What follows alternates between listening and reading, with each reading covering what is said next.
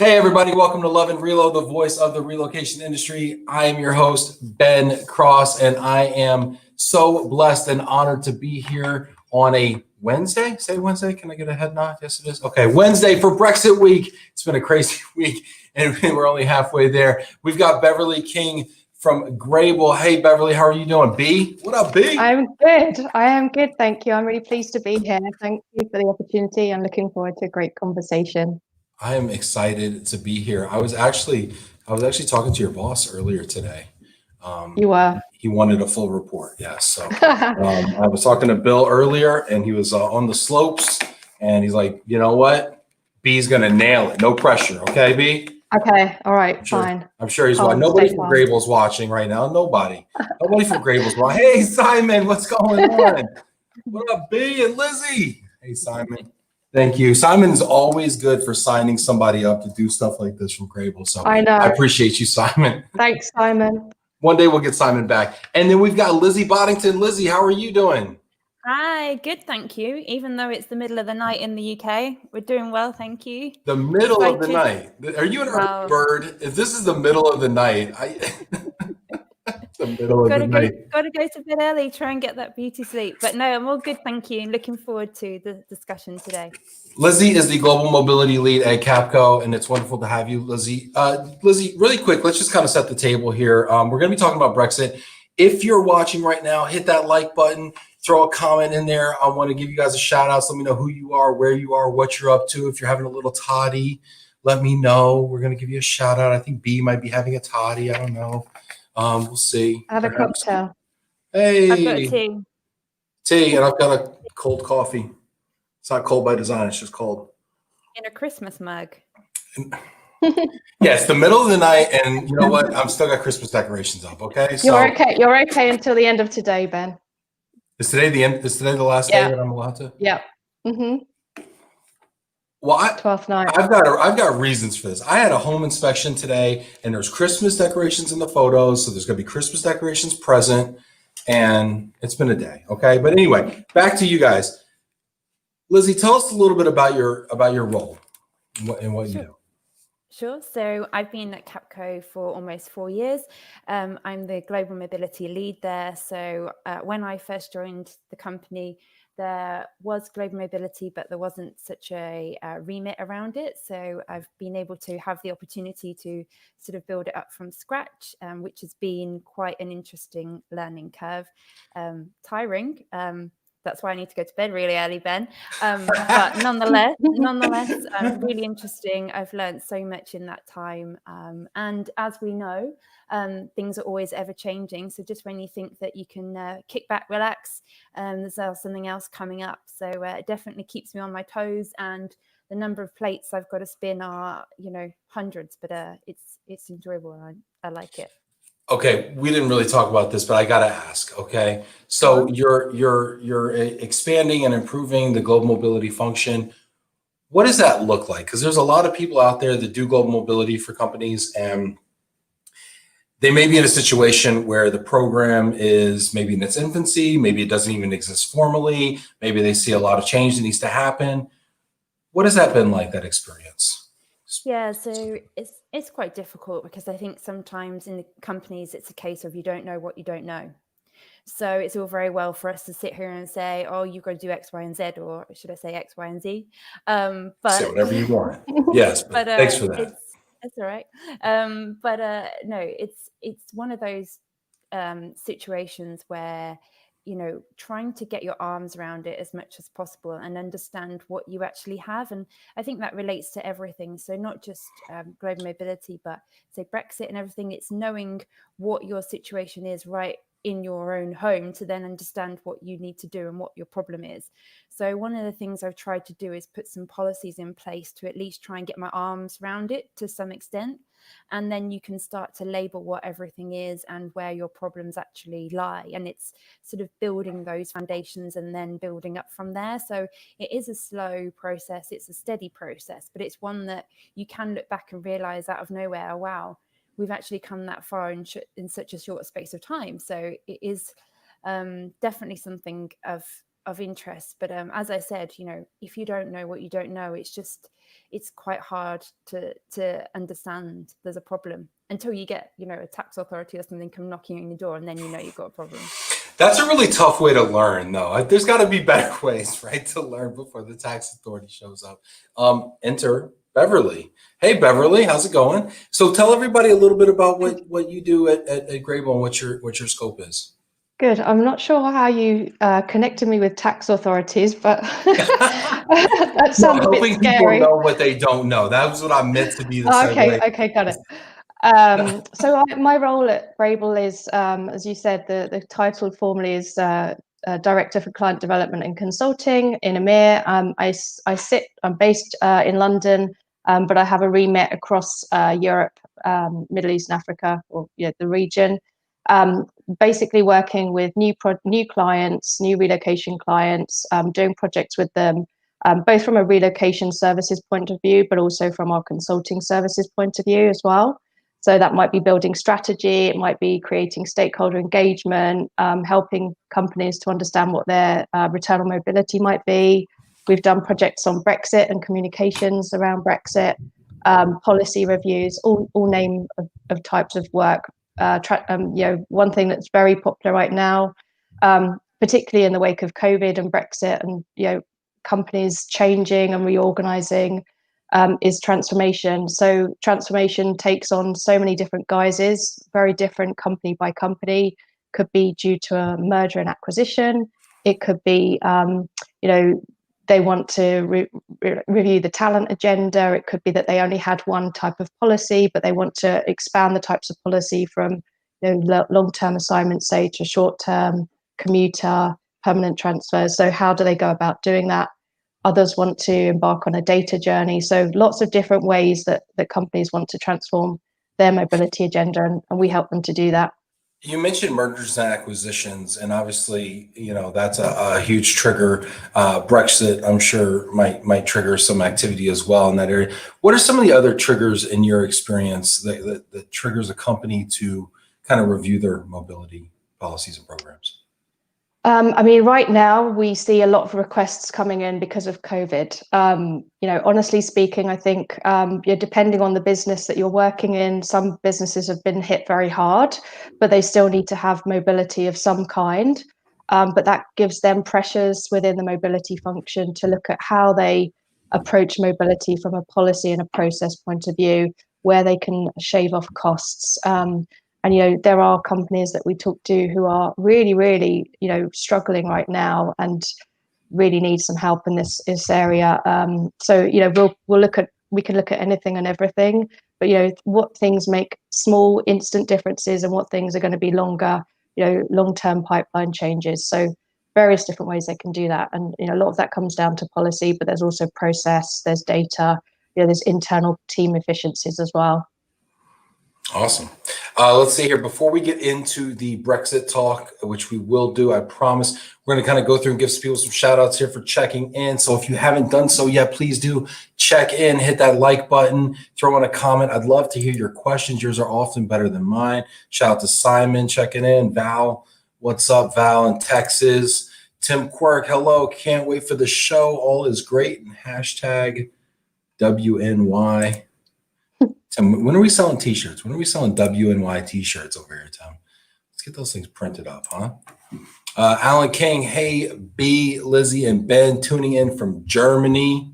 I love the B. Can we talk about the B for a second? Because I'm a B also. Do you trademark that? Can I use that freely? Only in the continent? What's the deal with the B? It's the nickname that my husband gave to me when we met, and before that I was either Beverly or Bev, but then B kind of caught on, and yeah, my trademark is a bee, like a buzzy bee. So I've got all sorts of bee memorabilia around my house, but I don't have a brand logo or anything. Yeah, your husband sounds like a fun guy. Is he around? He is. He's watching the football in the other room. He can't be bothered. He's you would say soccer. There you go. Nice. Victoria, hello from DFW. What's up, Victoria? Mary Piper checking in. Hello. Happy to hear my fellow Brits here in Houston. How do you pronounce this city? Is it Houston or Houston? Houston. Yeah, okay. Somebody told me once upon a time it was Houston, and I just it was an issue. Stacy Huff, looking forward to listening today. What's up, Stacy? Phil Stapleton, dry January here. Anybody else doing a dry January? You guys ever try that? No. Not this Not year. this year. Not this year. Not during COVID. It's not allowed. Gosh, what would we turn to if we gave up booze and COVID?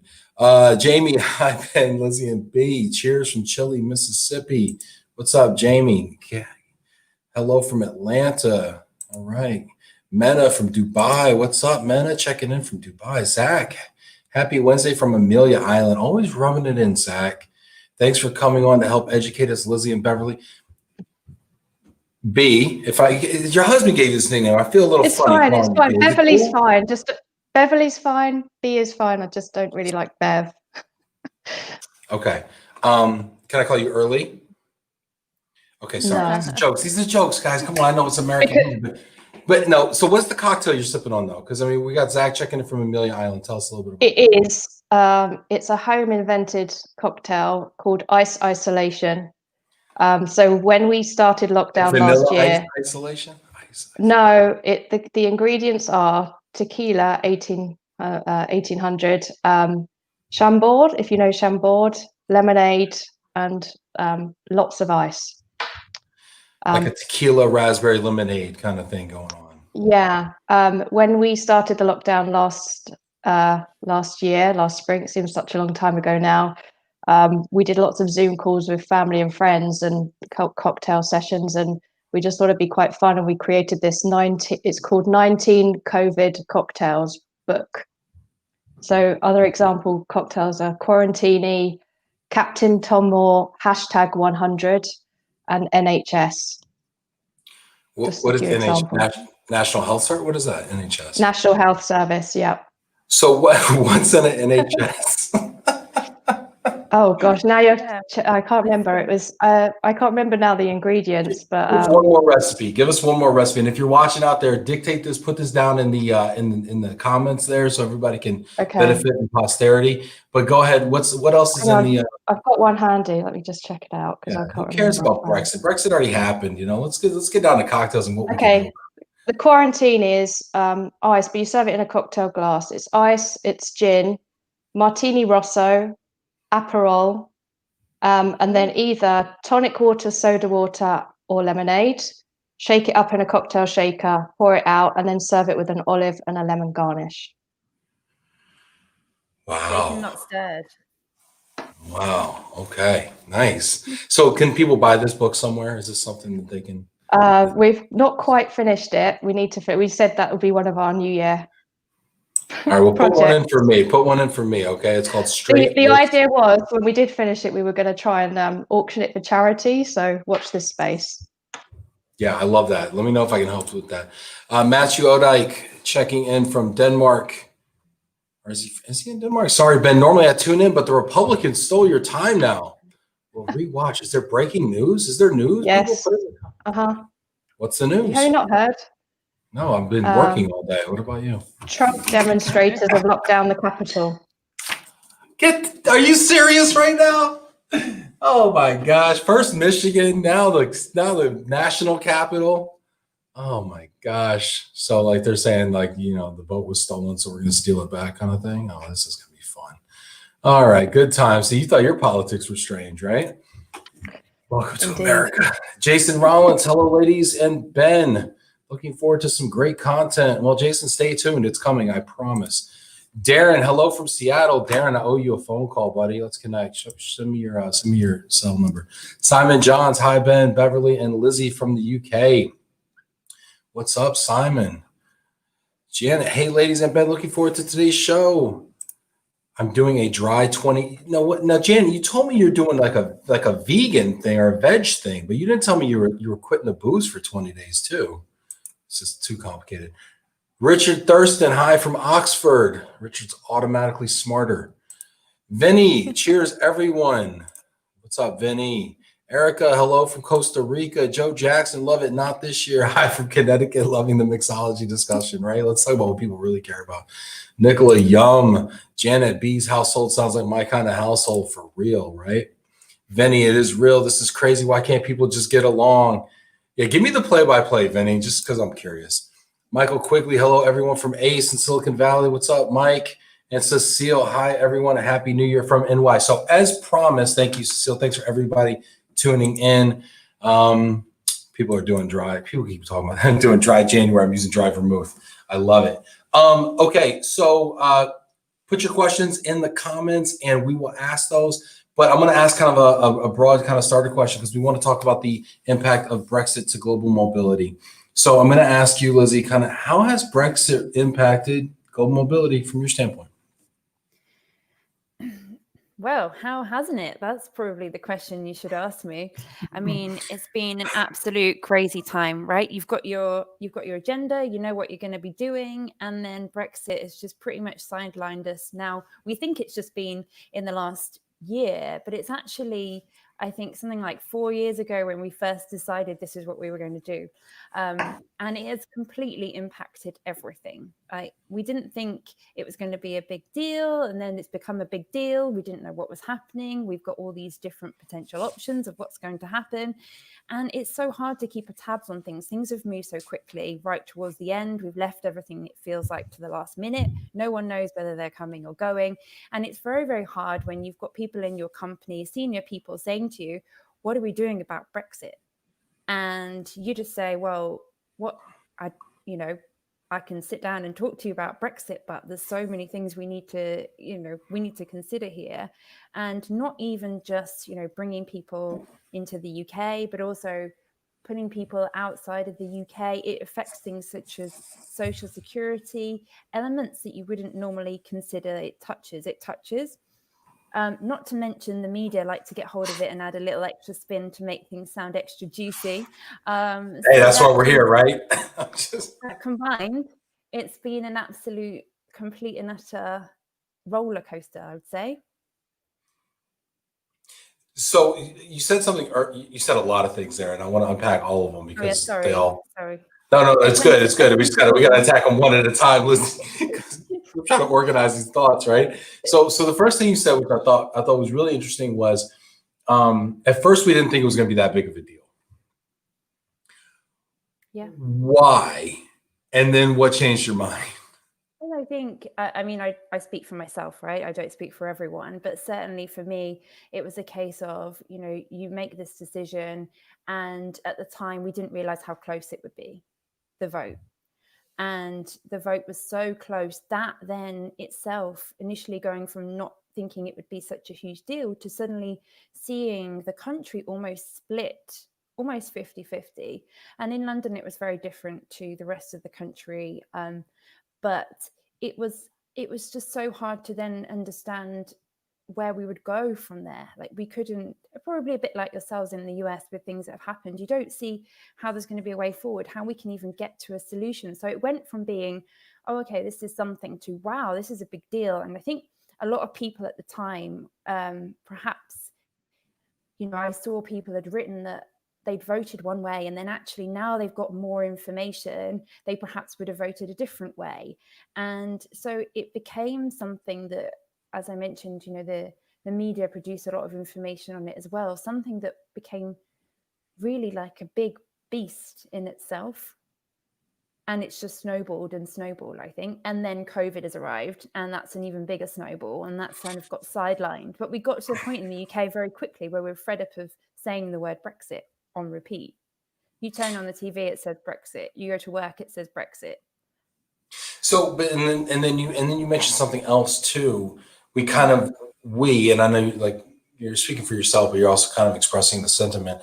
We waited till the last minute. You said something to that effect, right? And then, of course, COVID complicates that because you think you have, let's say, a year or 11 months from January 31st, right? And then COVID takes all that away from you. Yep. What has that kind of been like, that kind of a sprint been like for you? It's been difficult. I think it's been difficult for everyone. I think, we're working in, not to overuse the word, but unprecedented. Said it again. It's a time that things have changed so much so quickly. I think in the global mobility world, one thing that has stood us in good stead is we are used to spinning plates, like lots of different plates. There's always a lot of things going on. One thing leads to another, leads to another. So to have Brexit and then to be sidelined by COVID has been difficult, but it hasn't been a shock. It hasn't been something we've been unable to handle. It's just that we've had to invest a lot more time in it and perhaps not give such a focus to other things that perhaps have fallen down on the pecking order. But I do think the global mobility world and the mindset has stood us in good stead to be able to handle it. Speaking of handling it, Beverly, what are you seeing from your clients on strategies and things that they have been doing, and kind of take us through them kind of specifically and kind of in depth as far as some of the things that you're seeing and some of the strategies that have been employed? Yeah, there's I think there's various different things. There's obviously the pragmatic stuff as we got right towards the Brexit point. But if we kind of pull back a bit first and think first of all about like the long-term preparation, I think, well, I know that the mass of people that I talk to and that we deal with and we work with every day, they've had, as Lizzie already said, 4 years we've known this is coming, right? So it's a case of understanding what's going to happen through that time and keeping informed around what's happening as things do progress.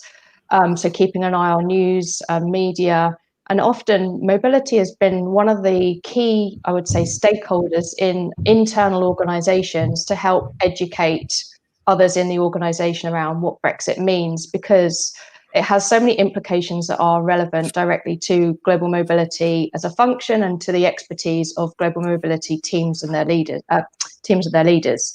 So when I say things like immigration, tax, social security, business travel, even though in many functions, business travel is not the responsibility directly of global mobility, they still get pulled in because they understand a lot of the visa requirements, the tax implications, etc. And I think for a lot of mobility people, it's actually been a really good opportunity, let's say, and not saying that this is a positive thing, but what I'm saying is for mobility as a function, it's been a positive opportunity to get a more of a seat at the table, with key stakeholders in organizations. So leadership, business stakeholders, business lines, and actually get them to hear more about what's going on. And one of the things I myself was originally, before joining Graebel 3 years ago, my background was in HR and reward and mobility. So over 15 years in-house, first of all. And one of the most, I think, challenging things that I had with business was getting them to hear and understand what requirements were from a visa point of view, an immigration point of view, or a tax point of view. But Brexit has made companies actually realize they need to know this stuff and they can't just bury their heads in the sand. So it has been a good opportunity for mobility to educate stakeholders and help direct them on what they need to be thinking about from a pragmatic point of view, but also from a talent agenda. So how do they plan better? It's not going to be so easy to move someone from the UK to France or Germany anymore, or from Sweden to the UK. So those things need to be thought about. If you want someone to move within 6 weeks, 8 weeks, it's not going to necessarily be as easy anymore, and it's going to be more expensive. So helping them to plan those things has been really important. But the delay in the planning and understanding what the final implications will be has been the biggest challenge. And I think what people have been doing to prepare is really just keeping a steer on what's going on as much as possible. And right at this point, what I could say is companies are still getting their head around it right now, what the final deal means, because it was only finalized on the 24th of December and most people had finished the week before. So companies, many people have only just come back to work this week. So people are still getting their heads around that. They'll have to digest. They'll be investing in time getting subject matter expert insights, and then they'll be sharing back to their organizations once they realize and understand properly the ramifications. I want to talk about the ramifications, and I want to talk about them within the realm of tax, and I want to talk about them within the realm maybe of business travel as we can. But there's something that you said that I think is just really interesting. And it seems like Brexit has given us as a mobility industry, it seems like the first time that our job is talked about on the news, right? And so Lizzie, you talked about turning on the news and it's Brexit, Brexit, Brexit. Well, Brexit is very much global mobility. I mean, it's squarely in our realm, right? And so, do you feel like I don't want to say the first time, but do you feel a different level of importance and strategic importance maybe in your organization, and people are coming to you that haven't come to you before and looking to you maybe with a newfound respect for what you do? Yeah, I think so. And if my boss is listening, my job is very hard, and I always can get some more money for it. But doesn't it seem like the news is making that case for you too? Like Yeah, they're telling everybody how hard it's going to be, and so like it actually adds credence to what you're doing. yeah, and I think it's an interesting point because I've noticed certainly in my role, I'm working a lot more with senior leaders in the business. I'm also working a lot more with HR, and both sets are coming to me and saying, your job's actually really hard, because they're noticing the knock-on effects. Because even something as simple as, oh, this person's in this country because of COVID. Oh, but now what happens because of Brexit? Or what happens? And it's a chain reaction. And I think they are looking at us in a bit of a different new light. And hopefully, if we fast forward 6 months, 12 months down the line, we would hope that global mobility has more of a seat at the table, because to Beverly's point, it's a knock-on effect in so many areas, such as talent, recruitment, all sorts of different areas, and it all feeds back right now to us. Yeah, I mean that's really interesting. Now, Beverly, what do we do with this opportunity? I mean, let's just think strategically for a second here. I mean, we're going to get to some of the tactical things that are being done and how businesses are responding in these different areas. But I think these kind of strategic, far forward-thinking kind of conversations for all of us professionals are really kind of helpful for our careers. Let's be honest, right? What do we do as global mobility professionals to kind of seize this moment? I think there's a variety of things that can be done or should be done, and it's continue the stakeholdering is I would say the most important priority. So continue to lobby, talk to various stakeholders across every different function that's relevant, whether that's business and the operations, whether that's finance, whether that's HR, it has so many ramifications, tax as well. So, keeping all the different stakeholders involved, and that gives you credibility and kudos. And my finding is the more that you inform and educate others, the more they'll come back to you and ask you more questions.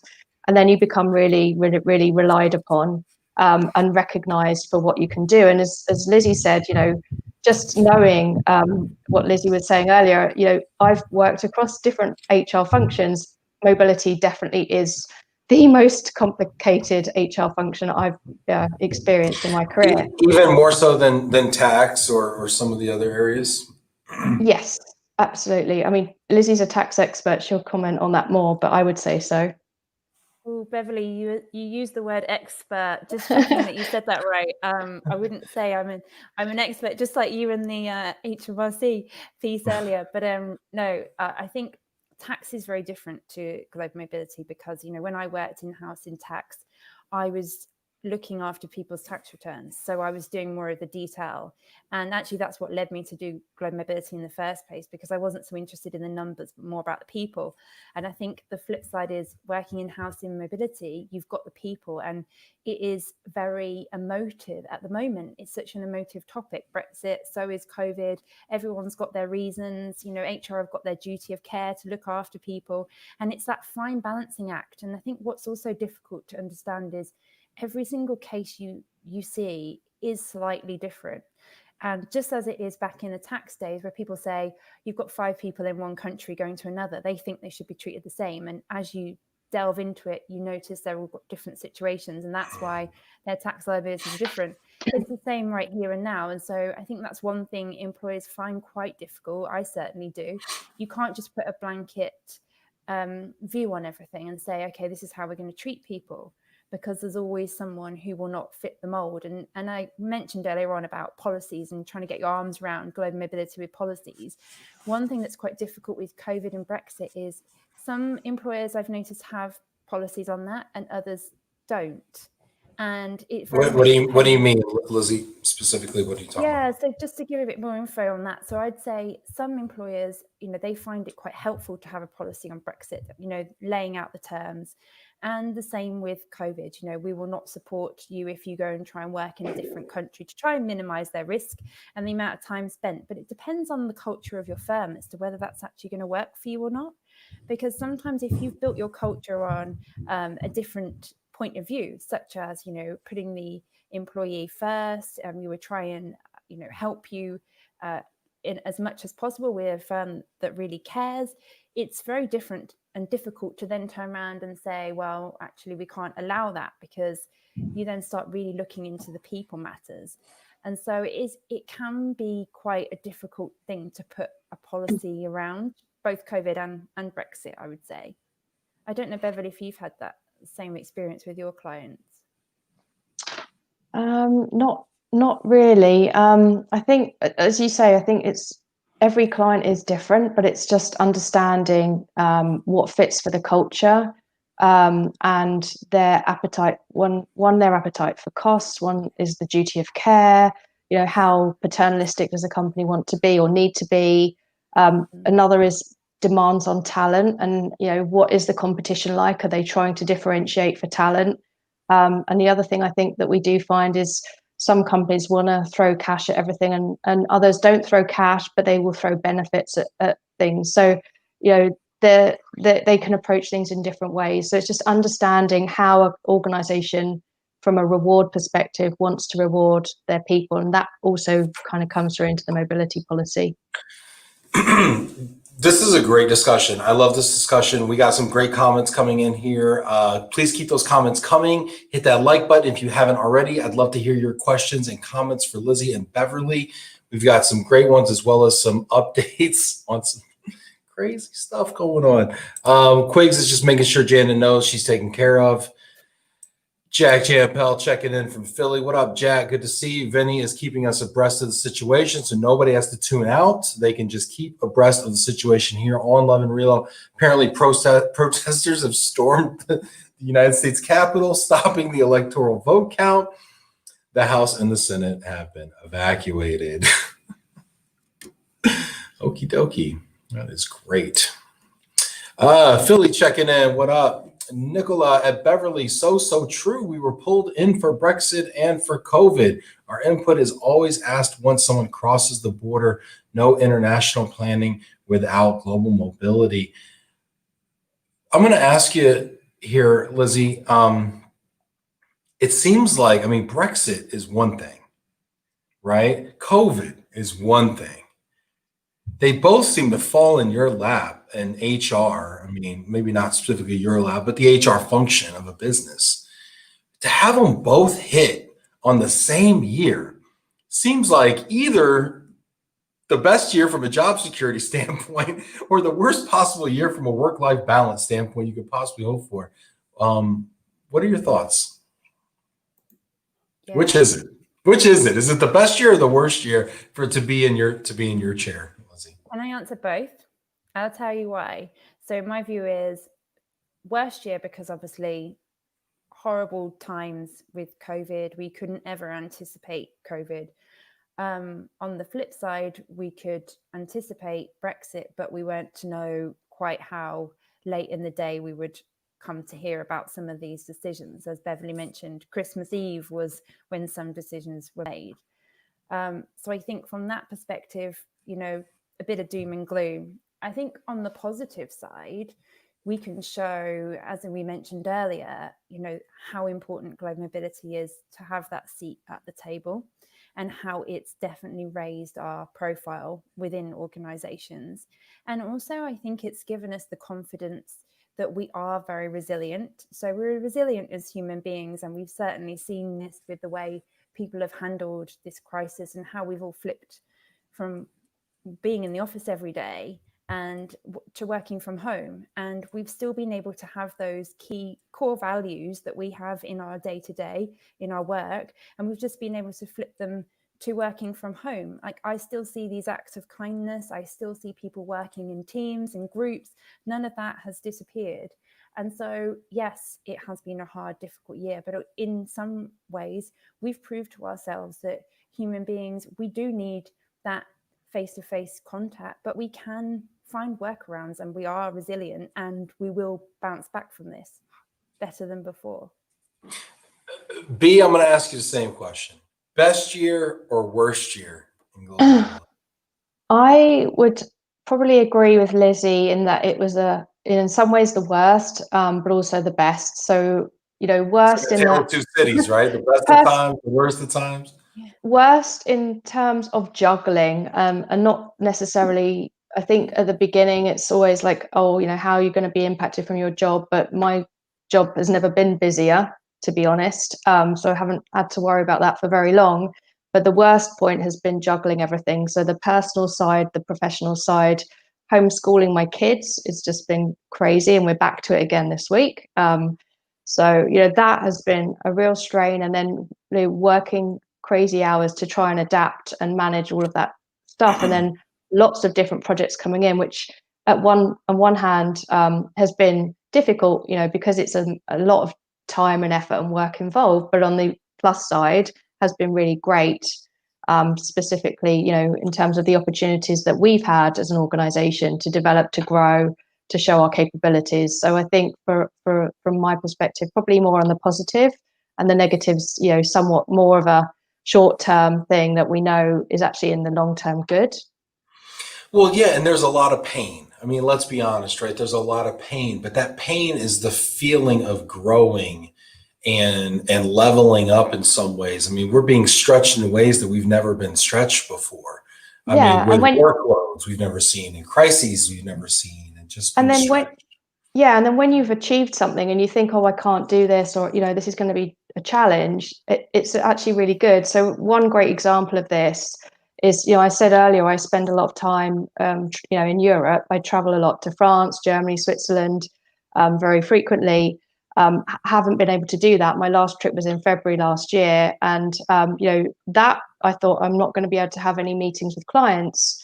I was so used to some of those locations being very much face to face. They don't really do home working so much as a culture, and everyone's had to adjust. And so I've actually probably had more meetings than I've ever had, which has been great, because I think everyone has had some really good dialogues, and just people want to share, people want to hear and be educated, and just have conversations. And I think that's just been a really good bypass product. Actually, it's more sustainable for the environment as well. I'm not traveling, so it's a really it's a good opportunity from a sustainability point of view as well. It's so funny you bring up the travel piece, right? Because I was talking to Bill Graebel earlier today. We were talking about, what does 2021 look like, And one of the things he brought up, and he was the first person I've ever heard say this, he said the people in our organization who travel might be different. So whereas in the past, it was very much a business development function, now we may have remote workers or remote people who we might be bringing in. So they're more like operational, if you will, being brought in to have cross-functional meetings and teamwork and things like that. Whereas the biz dev people may not be even welcome on the road, or there may not be conferences, or there may not be whatever. So it's very interesting. It's very interesting. Thank you for sharing. Be good to see what happens in the long term. And I can't say I miss the travel in the sense of the early starts and being away from home, but I do miss being with people, and that is hard. Like, not seeing people, that is the tough thing. It's not quite the same on a video call. So that's the thing that you do miss. How are we, talking about getting stretched, right? I mean, we're kind of getting personal just for a second, but talking about being stretched and how painful that was, but also how maybe it's grown us as professionals. In a way, our travel muscle has not been stretched. In fact, maybe that's gotten a little bit static and withering, right? I mean, I can't imagine being back on a 2 weeks on the road, 2 weeks home kind of a schedule like I might have been in previous years. Like, I don't know how I would do that. I'm not used to it. That's a rigorous, I mean, could you even handle that? Kind of open question. question. Pass next question. I mean, honestly speaking, you never know how you're going to cope with something until it actually happens, right? You think you're going to deal with it in a certain way, and then it actually happens, and things are a bit different. And as we said already, we've all got so much more resilience than we give ourselves credit for. So you just get on and do it because you need to and you have to. And yeah, I do think many organizations won't need or want their employees to travel as much in a lot of senses, which is a great thing for so many reasons. But there is always that thing about the personal contact, and that has a lot to do to help with, you know, personal and organizational productivity as well.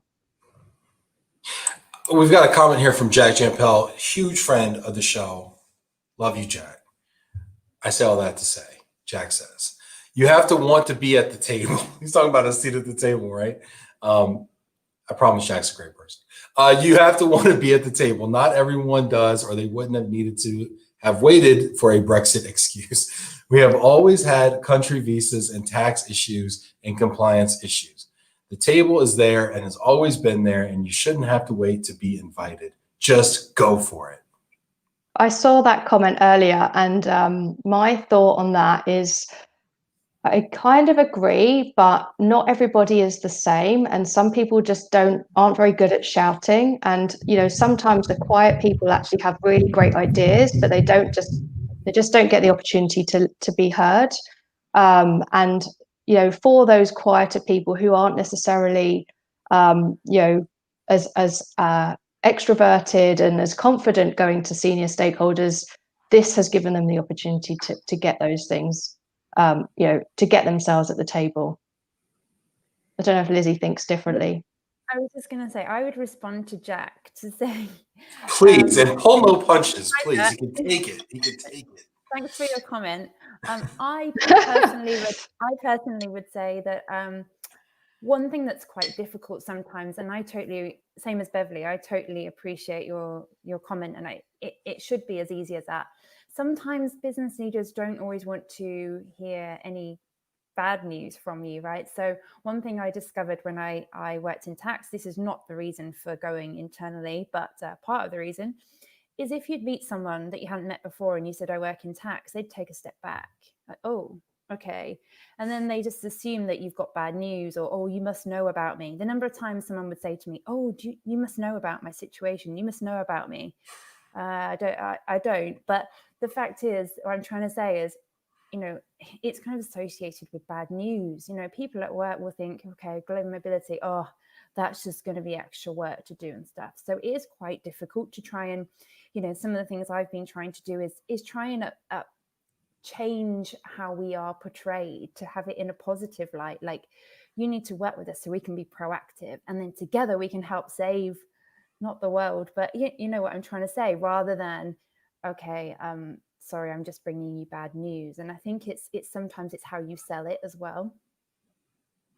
Yeah, and how you sell it is a skill that is developed as well, and it's part of the part of the seat at the table thing, right? Is selling ourselves, selling our ideas internally, gaining buy-in, creating communities and tribes within the organization that go to bat for you.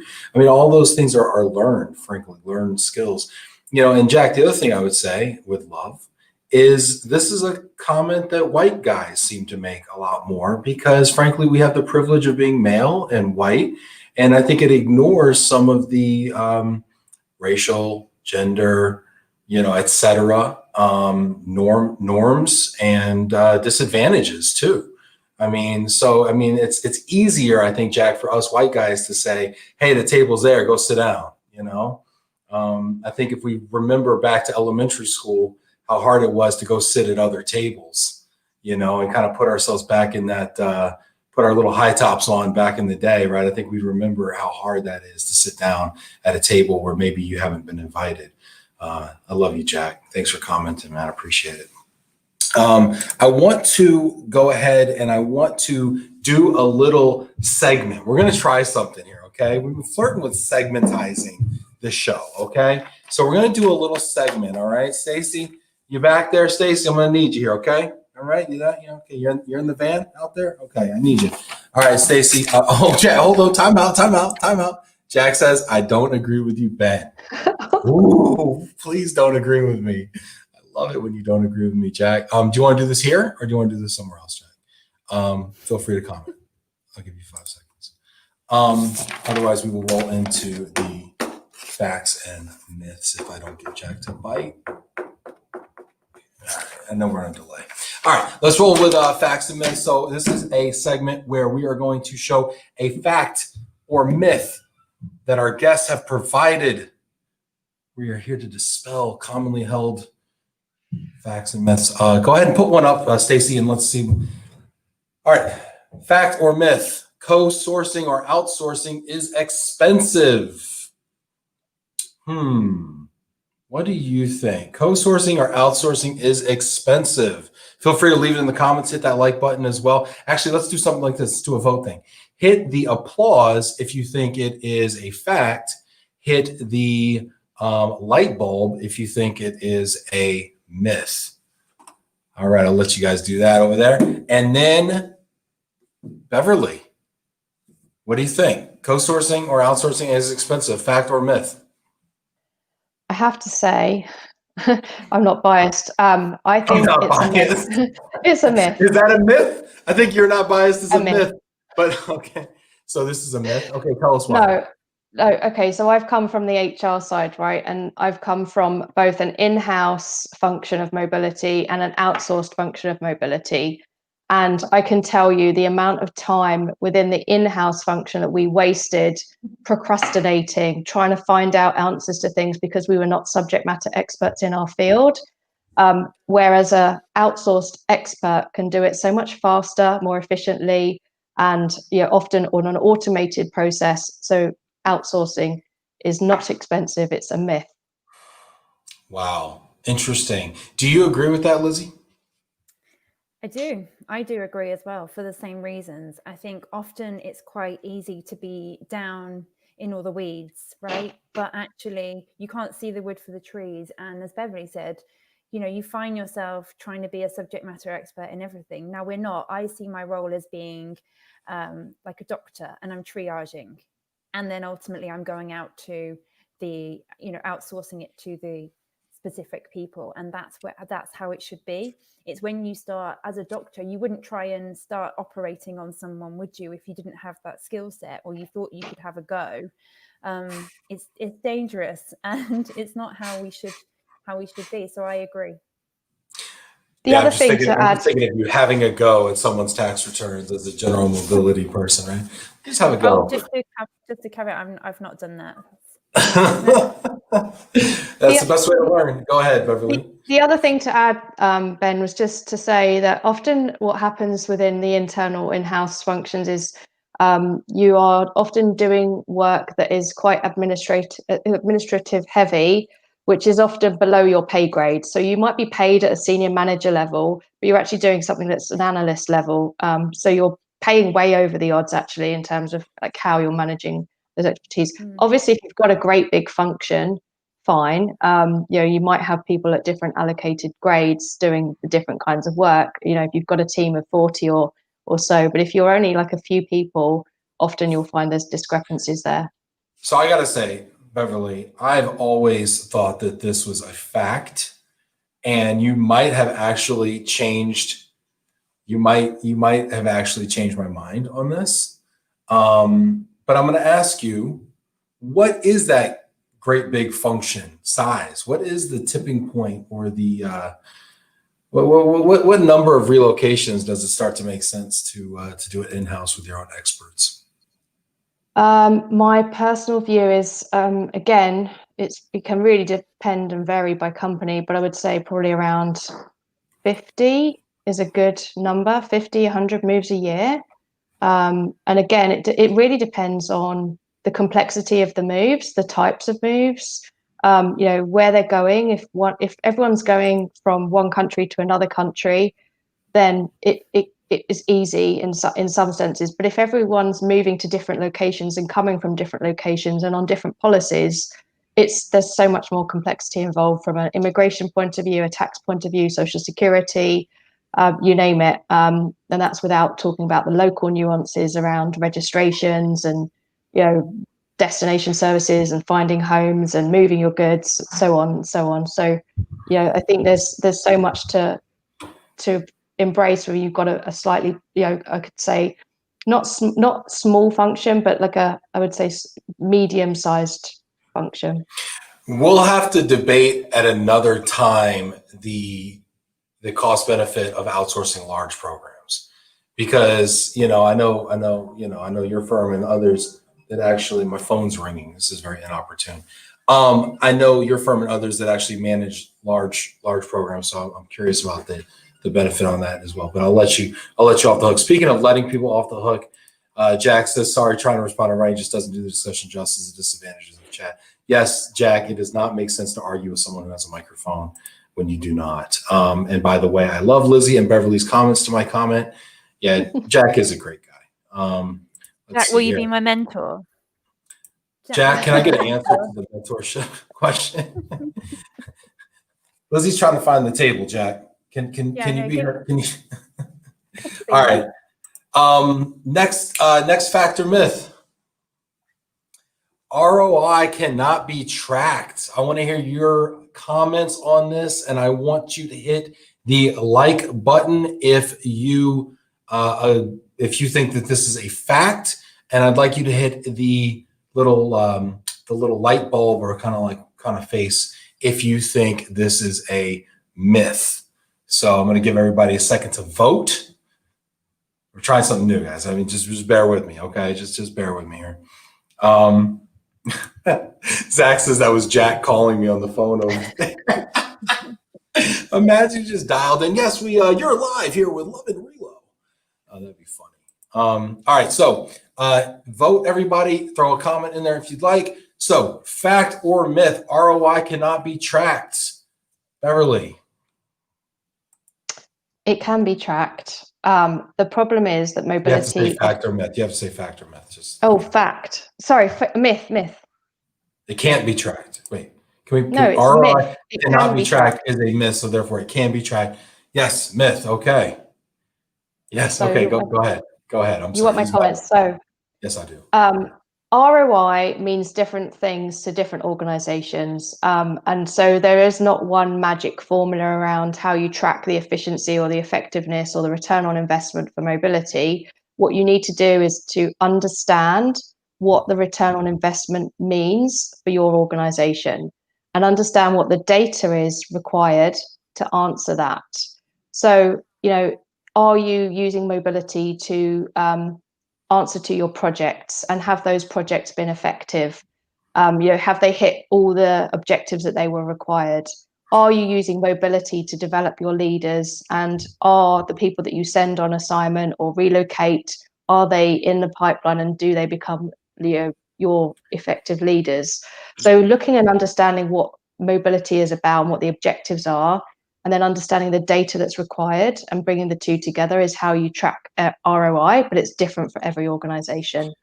So it sounds like the flaw here, the faulty premise here, is that return is only calculated monetarily. So the fact that we think of it's return, not just monetarily, it's qualitative, it's quantitative, it's a variety of different things. And often it's also understanding what are the questions that the stakeholders want to know or need to know and understand about mobility, to understand how effective it is being. Are you able to answer their questions to effectively prove the value of mobility? So Beverly, you're attacking some of my most sacred beliefs here. Okay, I've literally died on the sword on this publicly. Okay, so this has a lot of scar tissue for me, this topic. Okay, I've hosted an event at Worldwide ERC to talk about how to calculate ROI on global mobility programs. I brought in an expert from San Francisco University, and it was an abject failure for an hour and 15 minutes. So this is a really difficult thing for me. So you're saying it can be tracked. I, to my own discredit, was trying to do this in terms of pounds and dollars, but you're saying you have to look at it in terms of qualitative issues. But I would ask you, how do you quantify the qualitative? I mean, you have to find the measures. So it might be performance reviews and how people are performing, how productive they've been on an assignment. It could be around time and time spent on, getting, even one example with a client I was, doing this kind of a project with was the speed to assignment. Are you able to track how fast you can get someone on assignment?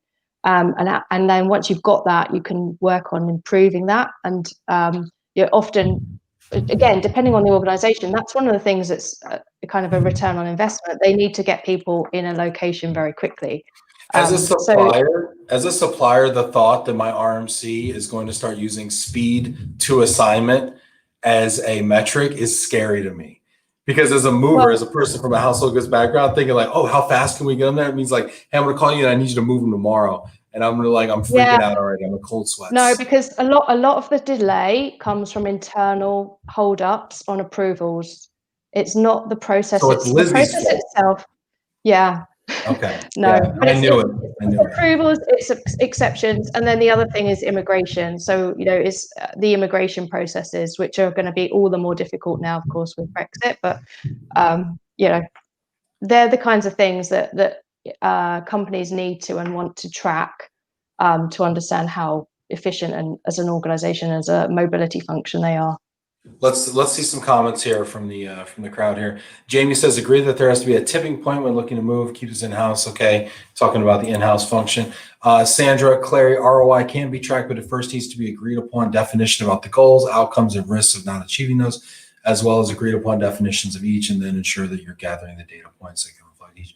I mean, those data points you enumerated, though, are very hard to get your hands on as an external service provider. I mean, those are the data points that, again, Lizzie's holding close to the vest, right? So, hey, Lizzie's holding up the approvals. Lizzie's got all the data and won't share it. I mean, really, I think we've isolated the issue here.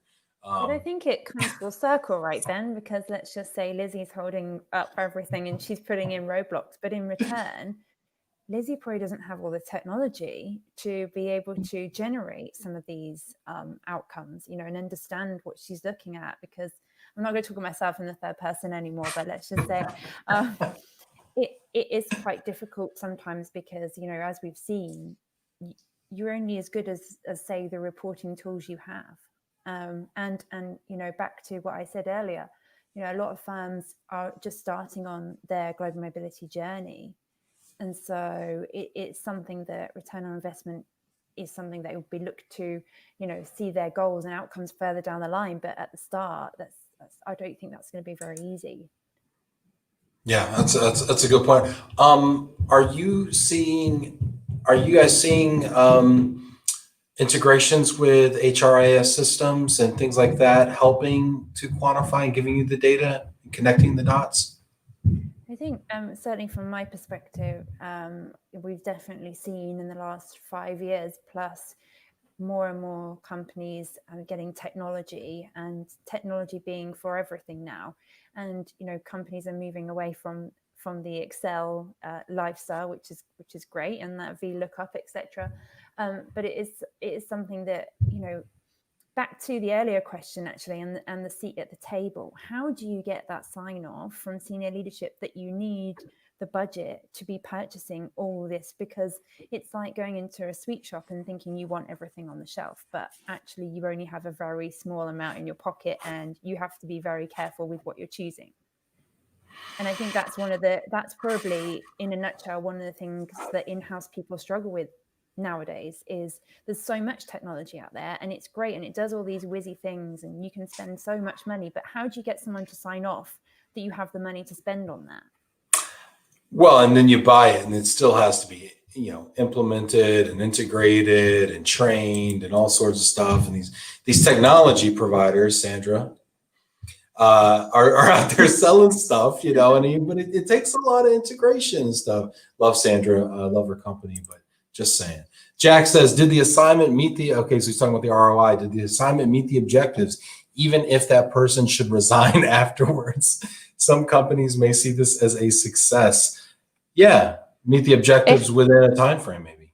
If they hit revenue or achieved the objectives they needed, and let's say the investment or the money spent was not as material as what they brought in for the project or for the for the business, then I would say yes, it would have met the assignment. Actually, people do need to change and develop, and sometimes even if you've sent someone on assignment, they're still going to move on.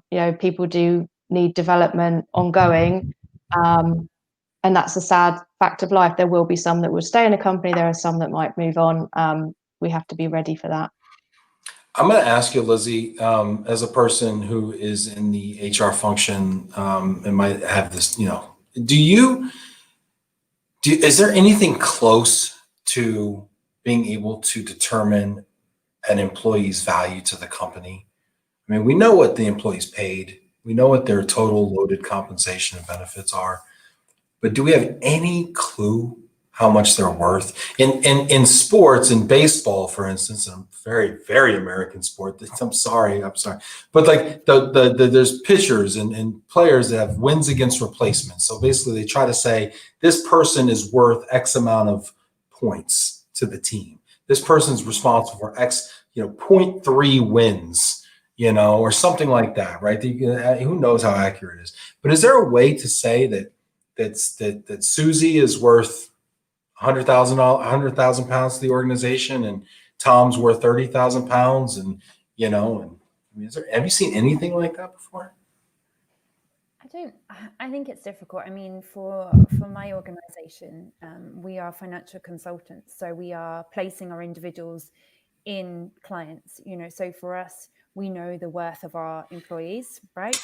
But very transactional. Yeah. It's a double check, because when we send them to the client, they also have the feedback on what they're like. So that's like, doubling up. So in a way, it's different to another company whereby, you've just got your employees going to work in an employee's office. So we have the double checks there. I think apart from that, it is quite difficult to determine. And I think it's something that maybe firms could get better at. We do try and, internally, we've got a program to, nominate someone that you think has shown great leadership qualities. So it's things like that we've got, schemes in place to help people that are doing well. And back to Beverly's earlier point, people who are really good at their jobs, but perhaps a little bit quieter and aren't necessarily shouting from the rooftops. So it's those type of people that we want to try and target as well. But I guess in general, no, there's probably work that needs to be done in that area, I would say. Well, and I think that's the missing link to quantifying in dollars and pounds the value of I mean, if you don't know how much the employee is worth, you never know how much they are worth when you relocated them. Let me we're running short on time here. So let me wrap this up. I'd like to wrap this up with a final thought from each of you. And I want to thank all of the audience members who left questions and comments. They were fun. They were interesting. I love this group. I'm going to ask you just for a final word. Beverly, would you like to give us a final thought? Yeah, my final thought is Brexit, which is the original topic, and COVID, of course, is a great opportunity for global mobility to really shine as a true business partner. I agree. It's great thought. Lizzie? My thought is that Beverly stole my last thought. I was going to say, how do you top that? It's a great one. No, I'm going to use a different one. My last thought is, don't forget to be kind to each other now and always. And I think one thing that is really important is when you ask someone how they are, really actually ask them how they are. And I've found personally that working with people where they take the time, even if it's just 30 seconds to say, how are you? But are you okay? Means that people are more at ease. And, it means that people just are able to do their job slightly better and feel happier. Not everyone is okay, but everyone's, if you're doing the best you can, that's all we can ask for. I love it. How are you really? That's great. I am really great now that I talked to you guys. It was a really tough day for me. So this has been a lot of fun, especially the second half of our conversation. And I thank you all for tuning in and spending some part of your day and evening with us. Lizzie, Beverly, you were fantastic. And thank you for being here today. Thank you. Pleasure. Thank you, Jen. And I will Thanks. see you all tomorrow, same time. And we're going to talk about Brexit again, because it's all over the media, and continue to highlight global mobility's role in solving this crisis. Take care, everybody, and we will see you tomorrow.